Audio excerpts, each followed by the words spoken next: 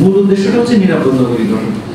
আমরা প্রত্যেকটা ধরেন একটা ফ্ল্যাট বা বাড়িওয়ালা আছে, ভাড়াটিয়া আছে, সেখানে গৃহকর্মী আছে, দারোয়ান আছে, এদেরকে যদি আমরা একটা ডাটাবেজের মধ্যে নিয়ে আসি, তাহলে পরবর্তী যে কোনো সময় যে কোনো ঘটনার ক্ষেত্রে, মানে আমাদের আইন শৃঙ্খলা জনিত যে কোনো পরিস্থিতির ক্ষেত্রে আমরা এই ডাটাবেজটাকে ব্যবহার করতে পারি, যাতে আমাদের এই যে কোনো ইনসিডেন্টটা আপনার উদ্ঘাটনে এটা সহযোগিতা করতে পারে। আর আমাদের আলটিমেট উদ্দেশ্য যেটা হচ্ছে এদেরকে আমাদের এই জিনিয়াতে ইন্টিগ্রেট করা।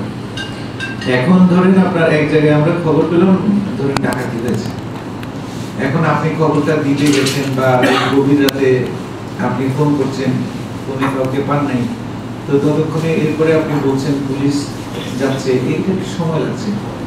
আমরা মূলত এই সময়টাকে কমানোর জন্য এই জিনিয়াটাকে নিয়ে আসি, যে 2 ঘন্টার সেটাকে আমরা কিন্তু 10 মিনিটের মধ্যে আনার চেষ্টা করছি। এবং আমাদের অ্যাভারেজ কিন্তু ওই যে এখন মঙ্গলবাজারে যেটা আমাদের জিনিয়া অ্যাপের কার্যক্রম শুরু হয়েছে, এসওএস এর আমাদের অ্যাভারেজ রিঅ্যাকশন টাইম হচ্ছে 7 মিনিট। কোনো জায়গায় 5 মিনিটে হচ্ছে, কোনো জায়গায় 10 মিনিট হচ্ছে, অ্যাভারেজ 7 মিনিটে হচ্ছে।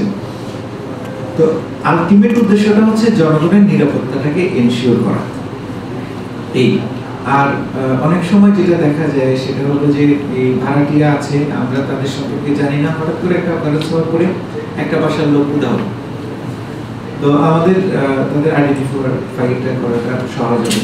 তো সুতরাং জননিরাপত্তার সাথে এবং এলাকার শান্তি শৃঙ্খলাটা বজায় রাখার সাথে এখানে এই চুরি ডাকাতি ছিনতাই এই জিনিসগুলো রোধ করার সাথে আমরা এটা করতে